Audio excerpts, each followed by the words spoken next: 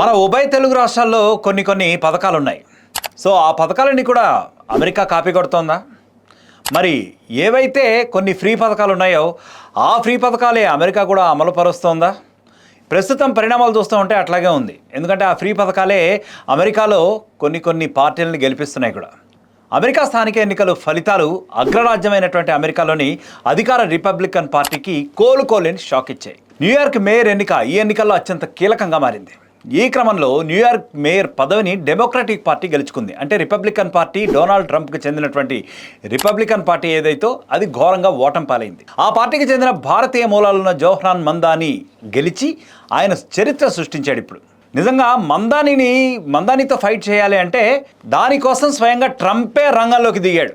అయినప్పటికీ కూడా ఎంత మాత్రం లాభం లేకుండా పోయింది. మందాని న్యూయార్క్ మేయర్గా సక్సెస్ఫుల్గా గెలిచి చాలా చిన్న వయస్సులో ఈ పదవి చేపట్టనున్నట్లు ఒక రికార్డు కూడా సృష్టించిన మనిషిగా కూడా నిలిచిపోయాడు. ఇదిలా ఉంటే ఈ ఎన్నికల టైంలో మందాని కొన్ని హామీలు ఇచ్చారు. ఇవి మాత్రం ఇప్పుడు ఎక్కడ చూసుకున్నా సరే చాలా వైరల్గా మారుతున్నాయి, ముఖ్యంగా మన ఉభయ తెలుగు రాష్ట్రాల్లో. ఎందుకంటే వాళ్ళు ఇచ్చినటువంటి మేనిఫెస్టోలో కొంత సారూప్యత ఉంది, కొంత సిమిలారిటీస్ ఉన్నాయి. సో ఆయన కూడా దక్షిణ భారతదేశంలో కర్ణాటకతో పాటు 2 తెలుగు రాష్ట్రాల్లో కూడా అమలవుతున్నటువంటి పాపులర్ హామీ ఒకటి ఉంది. అదేంటి చెప్పండి? ఎస్, యు ఆర్ రైట్, ఉచిత బస్సు ప్రయాణం. ఈ ఉచిత బస్సు ప్రయాణం అనే హామీ ఆయన కూడా అక్కడిచ్చాడు, సౌత్ ఇండియన్ హామీ ఇచ్చాడు. ఒకవేళ తనను గెలిపిస్తే న్యూయార్క్లో ఉచిత బస్సు ప్రయాణం కల్పిస్తానని జోహ్రాన్ మందాని ఎన్నికల టైంలో అనౌన్స్ చేస్తూ వచ్చారు, ఆయన ప్రచారంలో కానివ్వండి, క్యాంపెయిన్స్లో కానివ్వండి. ఇప్పుడు చాలా ఇంట్రెస్టింగ్ డిస్కషన్స్ దీని మీద జరుగుతూ ఉన్నాయి. అందుకనే గెలిచాడా అని చెప్పి ఈవెన్ అమెరికన్స్లో కూడా ఈ ఉచిత పథకాల ఏమంటారు, దాన్ని ఫీవర్ అంటారా, అది మొదలైంది.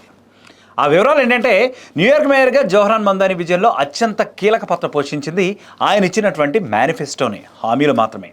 వీటిల్లో మరీ ముఖ్యమైనది ఏంటంటే ఇందాక నేను చెప్పినట్టుగా ఒకవేళ తనను గెలిపిస్తే న్యూయార్క్లో ఉచిత సిటీ బస్సు ప్రయాణం సౌకర్యం కల్పిస్తానని చెప్పి ఆయన మేనిఫెస్టోలో పేర్కొన్నాడు.